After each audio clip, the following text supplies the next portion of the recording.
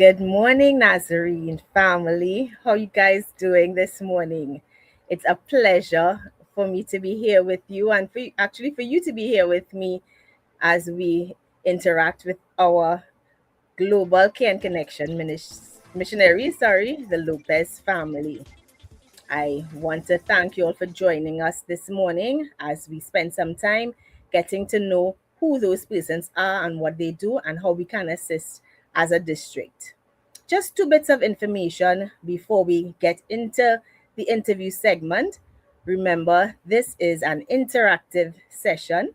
You can feel free to post your questions, your concerns, send your greetings, your blessings to them. Let them feel welcome and let them feel the love, our Trinidadian and Tobagonian love that we have. Let them feel a part of that. And also post what church you belong to in the chat as well. Let's see how many churches we have represented this morning. So, without further ado, I just want to welcome Diego Lopez to the interview this morning. Good morning. Good morning, friends. Afternoon here in Spain, but thank you so much for having me here. My wife couldn't be with us today because we have a 4-year-old, and this is the time when he's the most active. And if he was here, we will not be able to do any interview. Oh, okay. But she's with That's him. understandable. But before we start our first question, we have a little surprise, a little extra special guest with us this morning. We want to invite our very own son of the soil, Matthew Lawrence, to just come and say hi and just give a little introduction to you, Diego. Hi, Matthew. How you doing? You're muted. I am good. I am good. I hope everyone is doing well. I am sorry I am not at home, but I'm happy I could still join you guys and be here for this interview. It is a pleasure to have you here, Matthew. I know everyone watching will be we're so proud of you. We're so thankful that you have answered the call of God upon your life, and we just want to continue to be a part of that journey. And if we are always here, Uh-huh. praying for you, supporting you. And before you go, I know you are out, as you said. If you can, just give us a little introduction or a little bit of information on how you know Diego and what your relationship is like. Huh. Huh. I don't Be everything kind. Be kind, Matthew. but no, Diego is my boss here in Spain. He is the one that got Hannah and our family here. Mhm. He is the one that picked us up from the airport with all 13 suitcases to Zaragoza. I am very thankful. I have always told people that I have been blessed with amazing bosses, and Diego is no exception. He is driven and has a desire to see his field grow, and he knows exactly what he wants to happen. And so I am very blessed to be a part of his team and to help with that dream and to just be a part of it. And so when you're talking with him, you see his passion, his desire, and his love for Christ. And he does not stop working. Surprised if he has 3 more meetings after that. That's the kind of person he is. Yes, that's Well, it. let me tell you before Matthew disconnects. So when they came in the system and they asked us to interview them, they have a call at the Mhm. time to Italy, and that is what him and Hannah came into our radar, because Italy is in our field, Hmm. and we interviewed, and at that time Italy was going through a little bit of a transition, and we didn't think we could send them there for them to thrive. But we said, would you be willing to go to Spain, to this area of Zaragoza, which we Uh-huh. see they will need people of your skills and your personalities and your work. And they said, we will go wherever the Lord send us. Yep. And that is how they ended up in Zaragoza too. And the original plan was for them to go to Italy, but Mhm. Hmm. I also say, well, maybe you were in Spain for a few years. Matthew has been here for just over a year, Mhm. and he's already translate people from Spanish to English and English to Spanish. So we had a team then came this year, and he was a translator for the team, two teams Yeah. actually, and he's really really smart guy, and Sometimes I so try. so I think maybe one day if you make it to Italy, Spanish will help you to learn Ah, Italian. thank you, thank you. But I for the hope. time being, you're doing Mm, fantastic there in thank you Zaragoza. very much. Actually, you are some baptisms today, right? Yes, hold Mm-hmm. on, let me guys.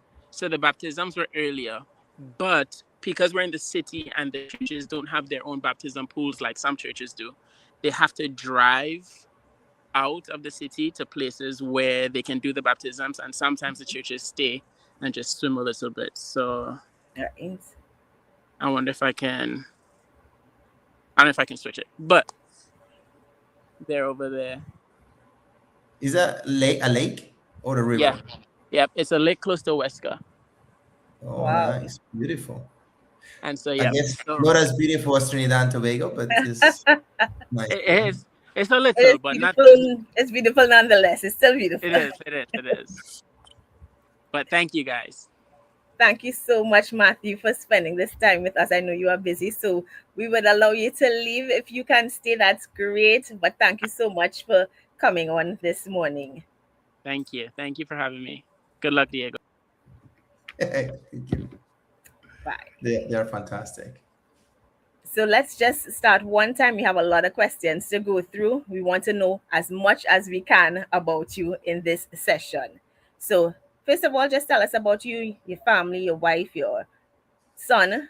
Yeah, just start us off. Well, let me give you a quick rundown of my journey of life. I was born in Colombia, and when I was very little, I moved to Spain. I lived here a few years, and then I moved back to Colombia, and then I returned in my late teens, and already was a believer, a young believer, and then I went to a Nazarene church in Barcelona, and from there, I really received the call from God to go into ministry, um, because I found it very hard to share my faith here. So when I was in Colombia, you give somebody a flyer, and people cry, and people are very sensitive of things of the Lord. But here, you say to somebody, "I follow Jesus," and they say, "Who is Jesus?" And or we talk about the authority of the Bible, and they disregard it. And very very smart people, and some things were quite shaking, so I felt the need to prepare myself, to defend my faith and to do some apologetics. The church, not the evangelical church, but most of the Catholic churches done some, in the name of God, they've done some terrible things in this country. Mm-hmm. So it was very confusing for me. So I really felt this desire to learn more about God and to prepare myself. So I went to Bible school, but at the time, the Bible school was only done in English, and it was done in Germany. And I really, really tried to learn English, but it was really, really hard to learn English to that level. So I moved to the UK. I met somebody who said, "Come to the UK." I went to this Nazarene church who they embraced me, they loved me. I didn't understand anything was going on there. And I learned English and ended up going to Busingen to study theology. I studied there for 2 years. 2 years later, I moved back to Manchester, and I started doing continue my theological studies there. And when I finished, I also met my wife there. My wife's called Palmira. She's from Spain. She was studying there, so we met. She started coming to church. She started coming to church, then we met, and then I became a pastor in that church, part of the pastoral team, that church in Manchester, and a pastor for a number of years. And in 2004 and 2015, I was asked to help with the youth across the region. I was the NYI coordinator for the Eurasia region. And I was also pastor, so at one point I stopped doing that. I was also working for social services and for Youth for Christ. So I had multiple roles at the time, but eventually the Lord just guided me to just focus on the youth for the region. And I did that for 8 years. And about the day before COVID started, something around 13th of March Mm-hmm. 2020. I know it started kind of different in different ports, but Yeah. here was about 13th or 14th of March 2020. We came to Spain to visit my mother-in-law because my father-in-law had passed away the year before, and we were spending some time with her, and we stayed because with COVID you could not travel. Right. And I stayed here. My wife's job allowed her to stay here, and eventually we grow into ministry together. They asked me to be district superintendent. It was a district that was struggling. We had 6 churches and 2 were in crisis. So I stepped in to be district superintendent. And a few months later, they asked me to be the field strategy coordinator for Spain, France, Portugal, and Italy. And then we changed our contract to a missionary contract. And we've been missionaries now as a global missionaries for very, very recent 2 years.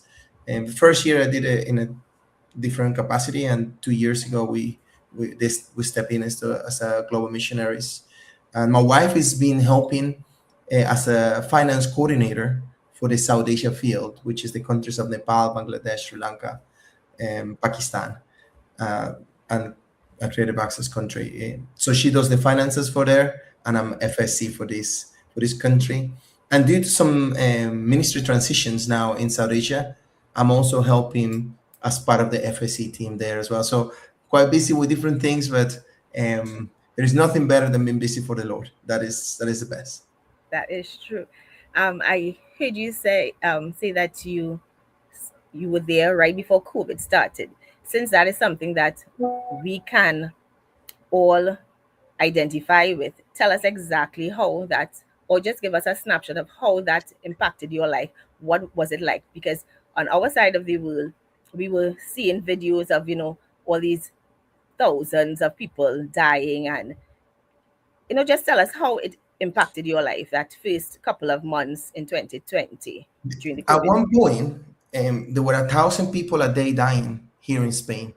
It was really, really bad. We have a very elderly population here in Mhm. Spain, so people were already having secondary issues, and COVID came and kind of made it worse for them. So here we have a very strict lockdown. So you were not allowed to leave your house at all, unless you were shopping or to walk your dog. Walk a dog. So neighbors will borrow the dogs to each other so they can go out to walk dogs. So if they see you walking the dog, you're okay. But then the police start catching there was the same dog and different people. So That is yeah, it was interesting. very, very restrictive. The first 3, 4 months you Mhm. couldn't, and then for the next year you had to wear a mask everywhere. Even at the beach, you had to wear a mask. Yeah. So if the first few years it was very restrictive, and by the end of the second year, they took away the masks. Mhm. Um, Having vaccination was compulsory for most things. So it was quite of a challenge, but a lot of people were dying. So the whole community understood that was necessary because their family members or friends of friends, everybody's life was impacted through COVID. So And what was the response of the Church of the Nazarene there, or so how did you respond? here was one of the challenges. Some of our churches at that time, I mean, I was not part of the leadership at that time of the district. I was still doing the NYI. At that time, many of our churches were not registered. Many of our buildings were not registered. So every building had to close down, and churches could stay open. But obviously, because many of our churches were not registered with the government, we could not justify to be open.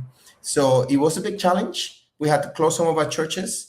And obviously, after COVID and after it came into leadership, we start registering more churches. Some of them were already in the process, but we start Right. registering with the government, and that way we are more safe in that sense. It was very hard for the churches. Obviously, they did what everybody did: online gatherings. Very few people. Maybe they'll go to the building and record from there. But one of the biggest problems is that our church here in Spain is almost 95% immigrant church, and most of the immigrants they will have low paid jobs, and some of them were getting paid cash in hand, so they could not access government resources, Wow. and many of them lost their jobs. So the church responded also through NCM by helping people with food and parcels and things like that. But it was really hard for our members, particularly because they were kind of the in the low end of society. Okay. All right. Thanks for that background, and just letting us go back in time, because COVID affected the world, as you know. So it's good to know that we at in Trinidad and Tobago are not we're not isolated from the impact, but we can still understand how great the COVID affected us as a church internationally.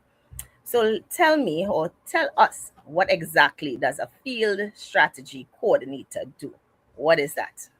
Okay, so maybe all of you will be acquaintance with being a district superintendent. So we have several districts that are part of a field. So you have local churches who are part of a district, and you have districts who are part of a field. Okay. So here in our field, as you can see in the map, we have 5 countries. So we have Spain, we have Portugal, we have Italy, and we have France.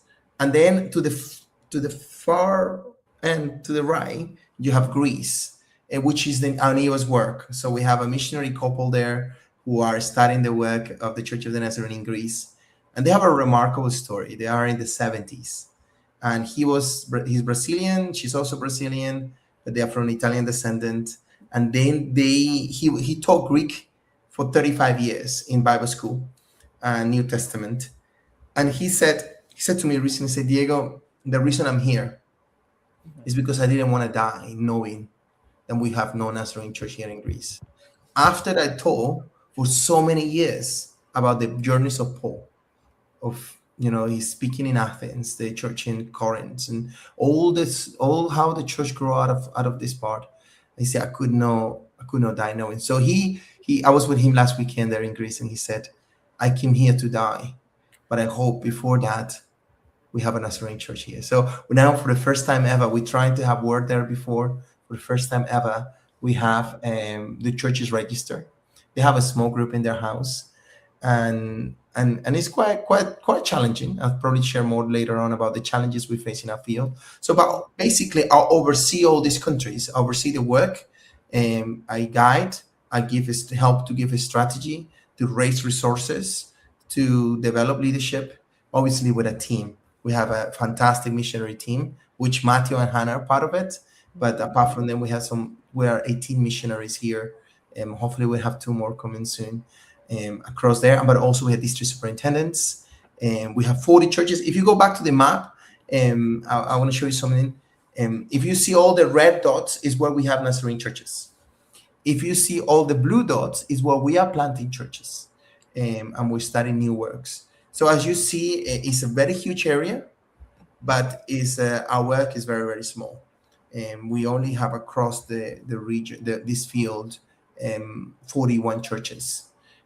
I was speaking to Shelley before, and you guys as a district have 36 churches and a few new starts. So imagine how spread out we are when we see all these countries. Between Madrid and Paris, it probably is 25 hours drive. And even within the country, between Spain and Seville, it is a 6-hour drive. So we are all very spread out. So it makes it a challenge when we do these 3 assemblies, when we want to gather together. So, but here we are with a presence, and the Church of the Nazarene has a presence here. We share the good news, we preach the word of God, and here we are in this field called the Western Mediterranean field. So, if you can recall, what was your first assignment? Tell us a little bit about that initial assignment and how things have changed from then to now. Well, I have several assignments, and in my very first cross-cultural assignment, officially from the church, was the regional MYI. So I was coordinating the youth. I was living in the UK at the time, and I had to work with young people, and mostly I was working with youth leaders across Europe, the Middle East. They're all the ex-Soviet countries, and across India and South Asia. And it was a huge challenge. I remember thinking, how can we lead? Like, I know the context in the UK, I know the context in Spain, a little bit I know the context of South America, but how can we lead across? And our region is so varied. So you have people in the Western Europe, which they have some needs, also some wealth, some differences. You have the influence of Catholicism, Protestants in the north, You have the Middle East, which a lot of challenges and difficulties and wars, and Islam is a huge oppression for people there. You have the Sovietic countries, which communism was a big factor in those countries of the East. And then you have India, which is huge, where we have 16 districts. And you have Hinduism, which is really Mm-hmm. oppressive. And in the past 15 years, it's becoming even worse because of the government is turning everything and really diminishing the work. And then all the other countries from South Asia, which some are Muslims, some are Hindu, some are Buddhist. And our church is positioned within, in some countries is positioned within the middle class and kind of working class, or in some countries, as we enter with compassion ministries, we work with the most marginalized people in those societies. So how can you have a strategy to work with young leaders, youth leaders, across such a varied environment? But the Lord really blessed us with some wisdom, with some great leaders, with mentors, and we started a program called Nexus, which helped train youth leaders. If you ever talk to any youth leader, the number one request they ask is training. Yeah. Every time we want to be trained, because working with teenagers, working with young people is not easy. It's Mm-hmm. not easy. If you have teenagers yourself, you know that exactly. You don't have to work with young people. If you were a teenager yourself, you know how much trouble you give to your parents. So, it's a kind of a different.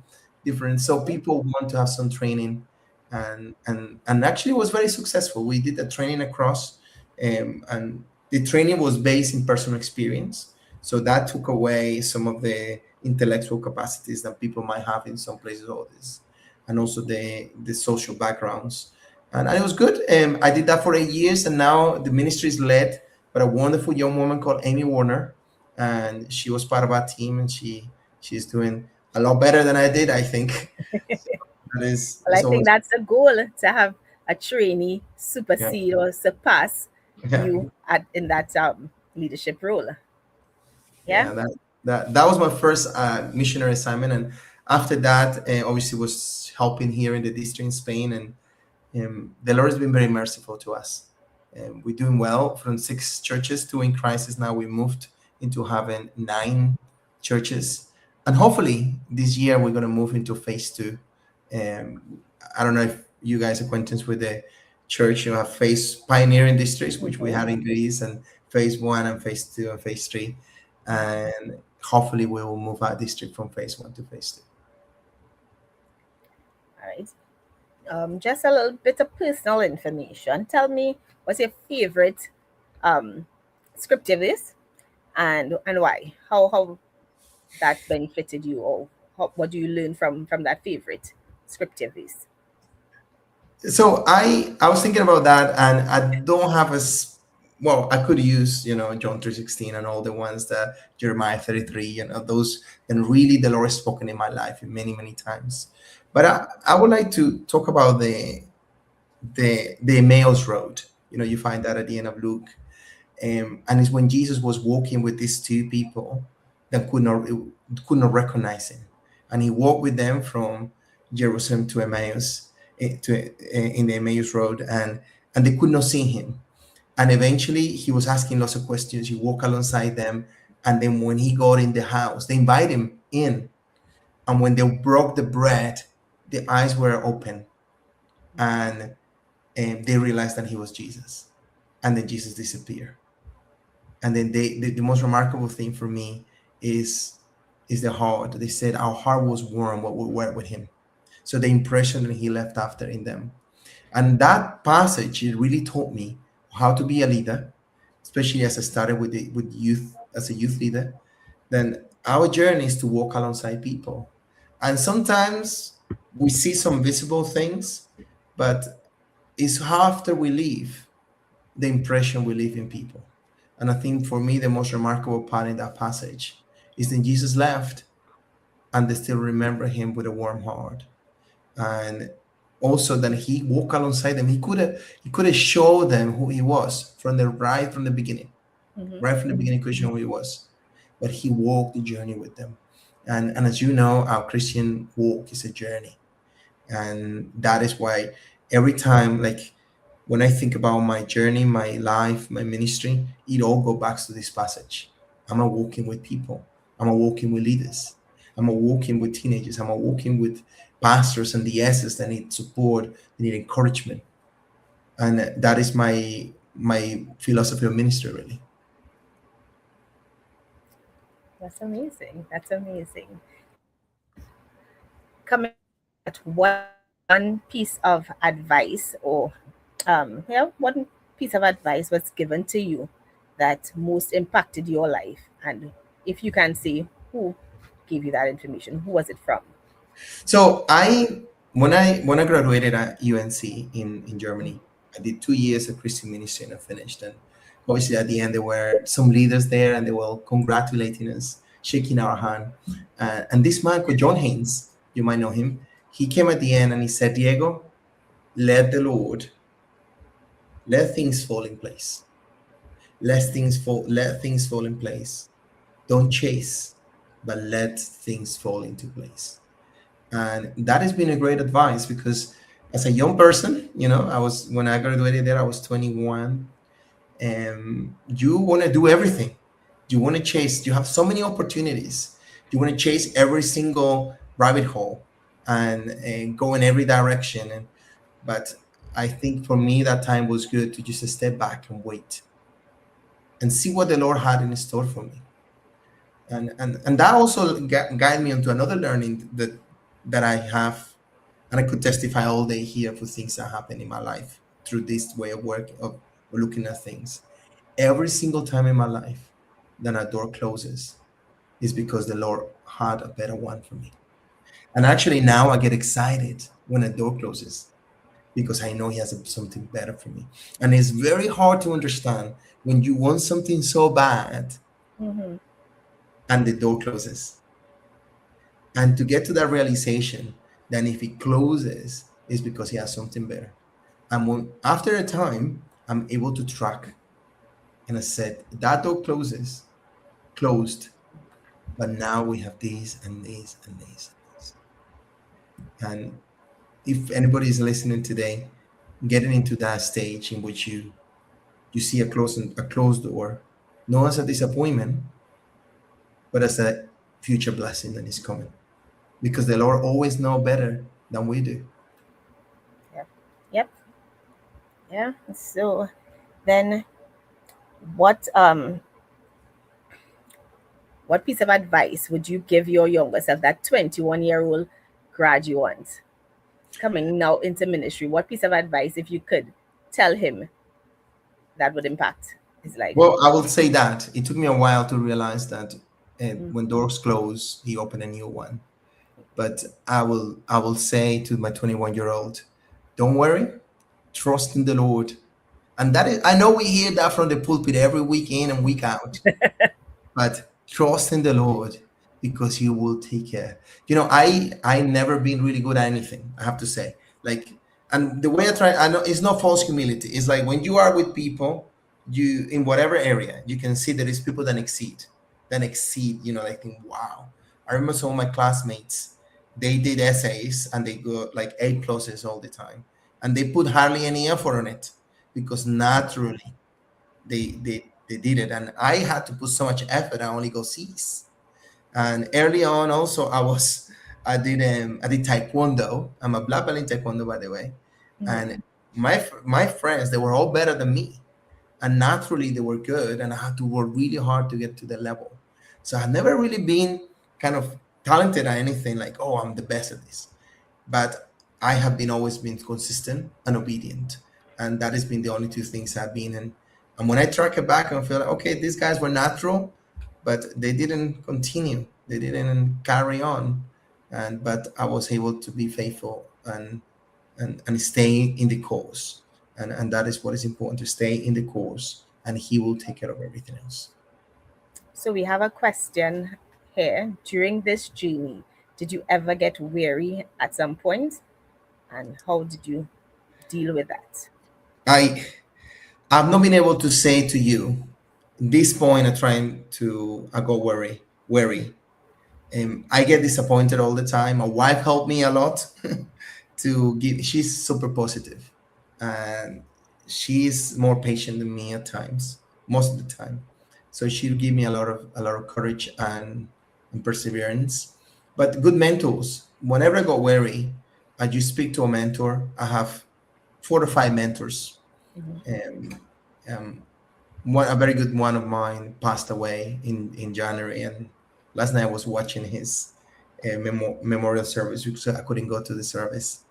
And he was a great mentor of mine, and I have many people that are mentors. And whenever I get tired, which is very regularly, I get disappointed and I feel like, Lord, where are we going?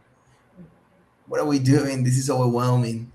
And then I speak to mentors and I see what the Lord is doing and what He's done, and it just gives me strength to continue. Okay. Thanks for that question. We have another question. Who are you supporting for the World Cup, the finals, that one tomorrow? Who are you supporting, D? Well, I'm definitely support Spain. Otherwise, I will have issues with my son, who is 4 years old and is supporting Spain, and my wife. But I enjoy watching the World Cup. I enjoy watching the games. I think they were all really entertaining. A lot of attacking football. Um, but I think I'm sticking with Spain right now because what I left, and if they win, it will be great. Argentina is also a great team, but and it would be nice to see history be made by Messi winning another World Cup. So being part of that history is nice. But I hope Spain wins. It will be great for the country. Okay. So let's get back to the call of God upon your life. Just give us that, help us to understand how that call was made, what you felt, where were you at that point in your life, either physically, spiritually, when you got that call to go into full time ministry. So let me tell you, it happened in the middle of an illness. I was living in Barcelona and I was attending church. I was helping with the youth. I had a little job in a fruit shop, and but also was offered to me a better job in construction. And I found myself wanted to do that because I wanted to chase money, and I wasn't making the best decisions at that time. And I had chicken pox. I don't know if anybody here have got chicken pox as an adult, but it's the absolutely worst. As a baby, it's great, and apparently you only get it once in a lifetime, which is good. Yeah. So I never had it when I was little. At the age of 19, I had chicken pox, and I had to stay home for 2 weeks, not leaving my room for anything for 2 weeks. And it was really the worst time of my life. I'm a really active person. I have to be out all the time with people, very um, but I felt the Lord spoke to me in that time, and I said, I have better plans for you than the plans you have for yourself. And in the middle of that, I really felt His presence and His voice very clearly to say, I have better plans for you than the plans that you have for yourself. And I followed those plans. I was obedient. After that, I was obedient, and I've been obedient ever since. My family didn't agree with my journey, because obviously my call was to be a pastor at the time, but they didn't think that was a good career choice. And but I follow it, and I cannot look back. I mean, it's the best thing I ever done to surrender myself to Him, and He's given me a wonderful family, great mentors, great family, church family, and great opportunities to serve Him in a powerful way. Great. Tell us or describe for us. Are you all hearing me?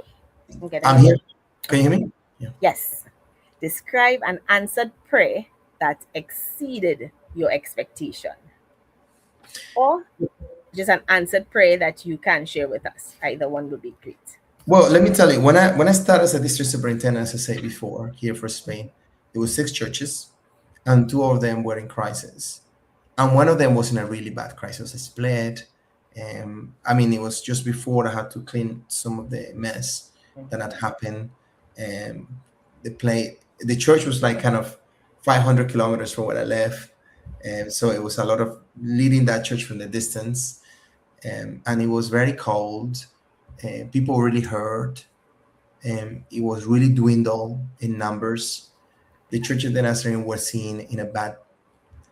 The people that left, they controlled the narrative, and we stepped back. We didn't defend. We didn't go on social media to say this is not true. It wasn't that way. We didn't do any of that. We just left it to the Lord for Him to show things into the light. Um, and by the grace of God, and it was really hard time. It was really hard time. I was looking at it, and I could not imagine how we're going to recover from that. But 2 Sundays ago, this is the journey that churches went to. We have great leadership there now, and with some missionaries that are helping, Joanne and Adriana, and she's actually our NMI president for the district too. And 2 weeks ago, that church is doing so well. Now they're having two services, two Sunday morning services, because they just can't fit in, and they keep growing. So I that was an answer to prayer, but I also learned through that the church belongs to the Lord and not to us. That's great. And that in a period of maybe 2.5 years. Okay. 2.5 years, you said. Yeah. Um, and so then tell us about a difficult time or a difficult experience that you would have had or challenge and that you faced and how God showed himself strong and dealt in that situation. So just to go over, tell us about a difficult situation or any challenges that you would have faced and how God showed himself in that situation.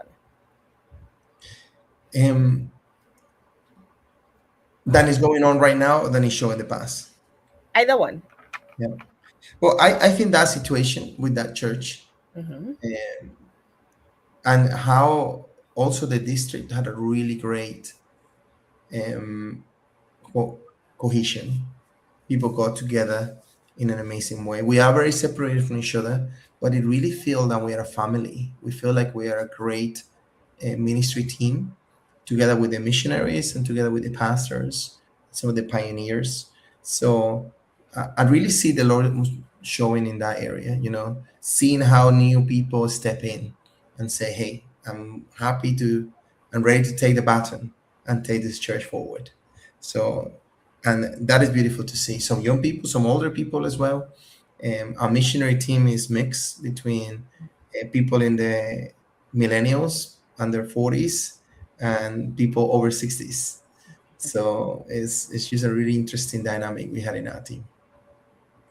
So you mentioned that you started working with the youth and currently still are working with youth. Are you currently to some extent? I don't get the chance to work with youth as much, Okay. because I'm working with leaders, then work with leaders, then work with youth. Okay. So I'm a little far removed from working with teenagers, but every time I get the chance, I'm trying to go to camps and to NYI services and get together and get to know some of the young people, trying to stay up to date with some of the new trends. Um, and yeah, I just trying to encourage and support and being a good mentor. One of the things that happen in NYI is some people move on Mm-hmm. and they never look back. And I think NYI needs people at every age, because we need to have mentors for the young people. We have to mentors for the leaders and to work alongside those. So I'm trying to stay connected, but not as connected as I would love to, because of the role I have right now. So what would be one crucial piece of advice that you would tell young persons in their desire to grow or in their desire to be a missionary? What piece of advice would you give them? I would say, if a young person wants to be a missionary, I would say start small, start local, start trying to get involved in the things the district is putting on. If you have a work women's team coming to your district, try to be around them. If if your district is doing an emphasis to go somewhere help a new start, get involved with that. Get involved in the small stuff, the stuff that is possible, and the Lord will be giving you more and more. And as how it says in the scripture, we start in Jerusalem, in Samaria, and then to the ends of the earth. By the way, the ends of the earth was Spain at the time. So So yeah, uh, at the end of the the end of the earth of that time was actually, we have a place here in Spain called the ends of the earth, Finisterra, and people from all over the Roman Empire used to Mhm. travel to the ends of the earth. Um, so that was then. I mean, there was no West Indies at the time, and Mhm. those days. So how has it been? So we saw Matthew earlier this in the interview. How has it been working with him? And just for a little ego for Trinidad, how has he told you anything about Trinidad and Tobago? Has he introduced you to any food, any culture of ours? Well, I hope he's not listening to what I'm saying, because he's busy with someone else right now. But it's just very impressive young man, honestly. There is nothing I can call him and ask him to do that he will say no. Is just always willing to serve, always willing to be what he needs to be. He's very focused in what he needs to do. And him and Hannah, they are very well involved. The kids are like the church kids, they're all like one big family. They are supporting two churches right now, and it looks like there are more of them. Hannah, as you guys know, she's a footballer as well, so she goes and play with the young people football. She only had a baby in January, and now she's already running around playing with the teenagers. They're just remarkable people, and yeah, I don't want to say more because otherwise his head might become bigger. But it's good to have them. And I said, I'm so impressed with his Spanish. He learned Spanish and now translates. And here's the other thing. So, and he had a driving license from the United States. And Mhm. here in Spain, you can only drive with the driving license from the United States for 1 year. And after that year, you had to get the Spanish license, but you had to do the whole thing. You had to do the the written test, and you had to do the theory test. Sorry, the theory test and the practical test. Mhm. And he did them both and passed first time each in What? Spanish. And Well, I know people who are here from Spain, and it's the fifth attempt, and they haven't passed. It's not easy. And he passed it after learning in Spanish for 1 year in Spanish. Now, okay. I think he got cocky because he could have done it in English. He could have done the theory in English, but Uh-huh. he decided to do it in Spanish, of course. But he passed, so so that's well impressive. Well impressive after 1 year. Staying on the languages theme, outside of English and Spanish, do you speak any other languages? Well, Fluently, I should say. not fluently. Mhm. I could understand very well Portuguese, like almost I would say 100%. They are sister languages, so they're very similar, but not the same. So they understand us very well, but we need to know the words to understand them. Maybe they're smarter than Spanish people. I don't know. And Italian also can understand some. And when I was young, I living in Barcelona. I went to school there, and they have their own language called Catalan. So when I went to school, I had to do all my classes in that language. So that language is a language that is very close to my heart, and I like to watch movies in that language. So, um, prayer request, I would love to learn French, but So I tell us something in that Catalan language. Yeah, just give us a line, something. Let's hear what it sounds like. in Catalan, well, it's very similar. So you could say, "La cadera está aquí," which is the chair is here, you know. Hmm. Or we say goodbye in Spanish. You say adios, and in Catalan you say adeu. Okay. So Took a lot. it's Okay. similar, but it has some differences. So my 5-year-old niece was teaching me last night some Spanish words to say for this interview. Okay, And right, she told fantastic. me, do you know what hello is? It's hola, right? And she was giving me some colors. So I'm proud to say that my 5-year-old niece assisted me in learning some Spanish for this interview. So I'd say hola, Diego, right? Hola, But that's about hola it. Shelly, ¿cómo estás? ¿Cómo estás? And Bien. that's about it that she taught me. So my 5-year-old niece assisted me with this interview. All right, so just to lighten the mood, we just have about 5 rapid fire questions we want to ask you, just random questions. You have about Mhm. 2 seconds to answer. Okay. And we go. What's your favorite food? Curry. Curry, curry, Yeah. curry as in Trinidadian curry, curry as in Do you Indian know what? curry, I never had Trinidadian curry, but I have British curry, and British people tell curry, me they are very similar. Oh, I have mutton. mutton. Uh huh. Mutton. Yeah, it's Okay. very good. But yeah, I like curry. I love food. If you're around me, you will know that I love food. I love trying everything. Everything that is dead. I don't like anything alive. So So no sashimi for you, you know, no. But yeah, I love Peruvian food. I love, and yeah, it's very and hard. favorite I love sports. every food. I You love love everything. everything. So if But everything you know is what? placed in I front always of you, choose spicy food over uh huh. bland food. Okay. And that is what I think I'll be at home in Trinidad. I think so as well. Yes, because cook with a lot of spice. So yes. And what's your favorite sport? Well, I love football. I think football is great. I taekwondo is something I really like because I did Hmm. that a lot when I was teenager. So yeah, those are my two favorite ones. So we have a comment saying he wants to take you on a foodie if you ever come to Trinidad. Live with I would. Shannon is saying you could do a foodie run. That will be the only reason I will go to taste your food. I would love to. But you know what? I'm gonna ask Matthew to see whether he can make some Trinidadian food, Trinidad, Yeah. Trini food for us. So he Yeah, has to make curry for you. He has to make pilau. He has to yeah, make what? below rice. Steak and shark. He has to make all the authentic You know what Trinidadian I food. do? If he does, I'll send you a picture. Definitely. Can't wait to see that.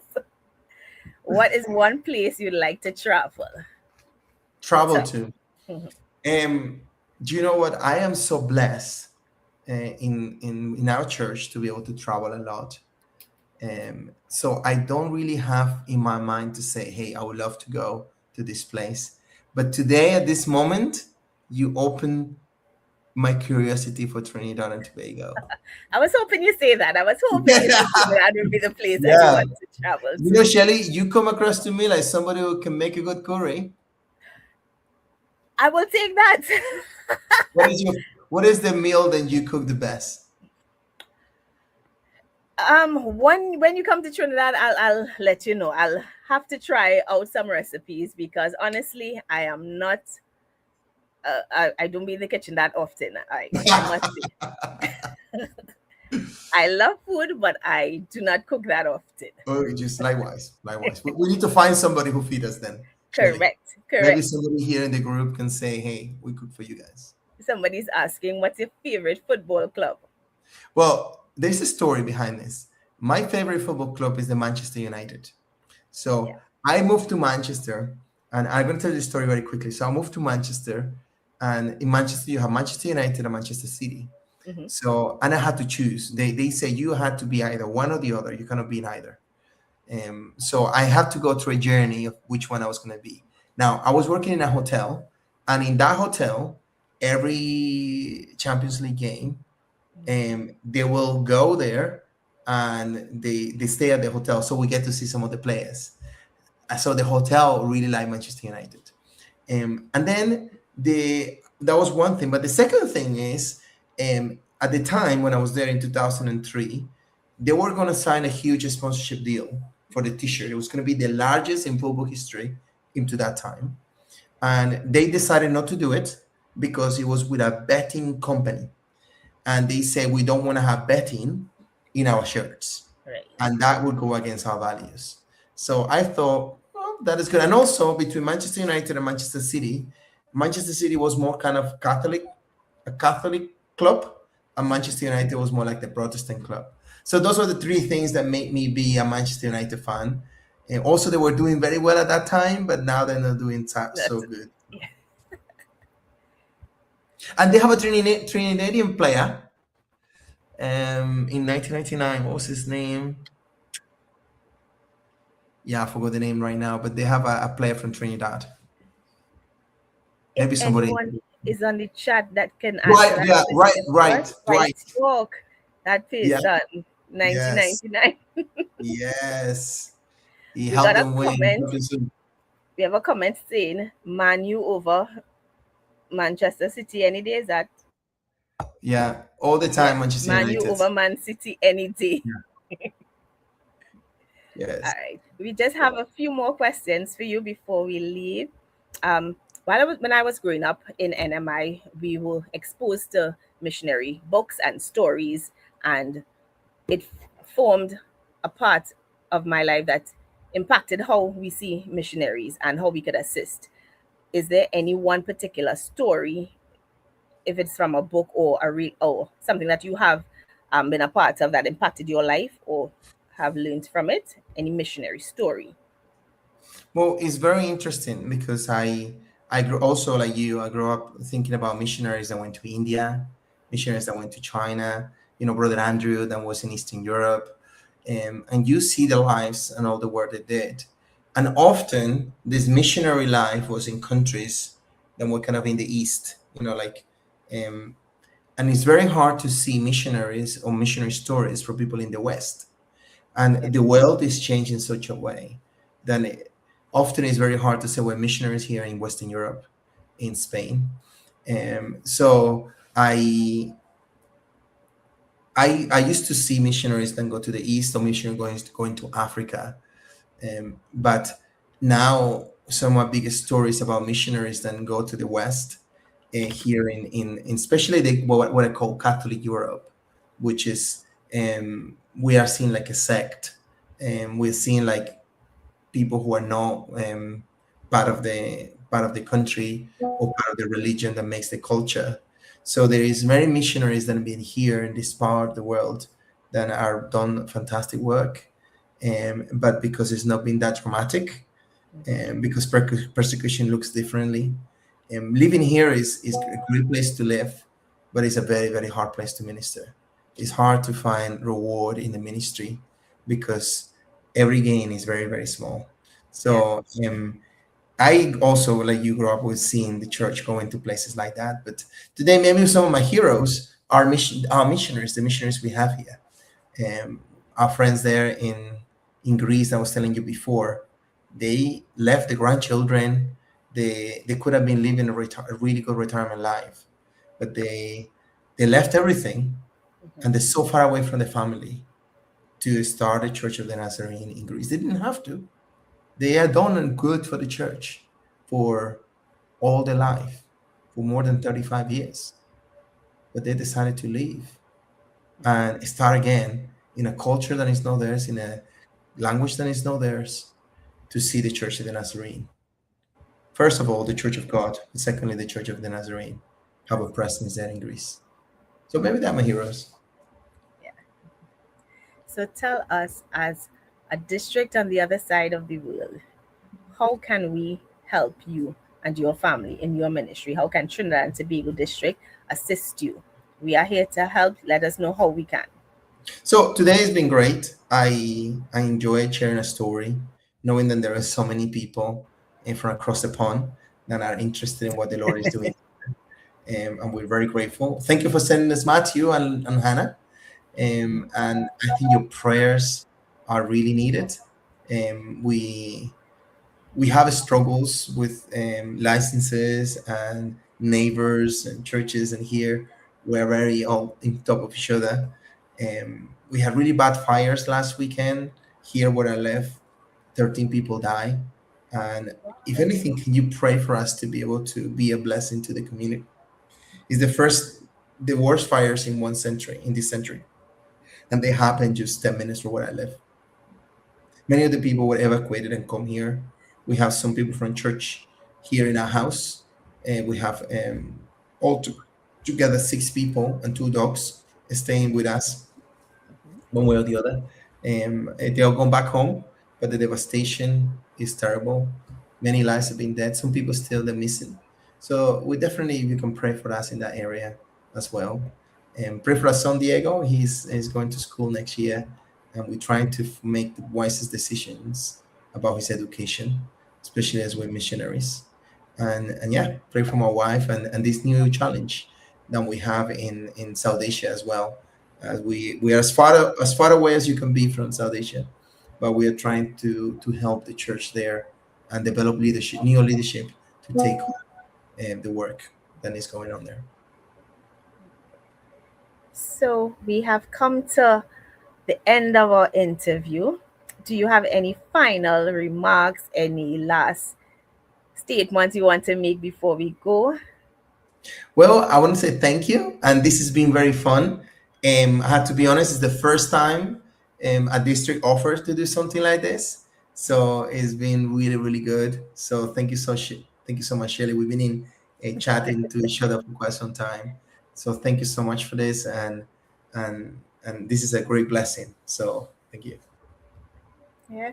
So, on behalf of the District NMI Council, we want to say thank you to everyone who joined us this morning. We want to say thank you to Diego and his family for making the time out of their busy, busy, busy schedule to be here with us. We want to say thank you to Matthew for him also being available to us this morning just to say hi and reach out to us.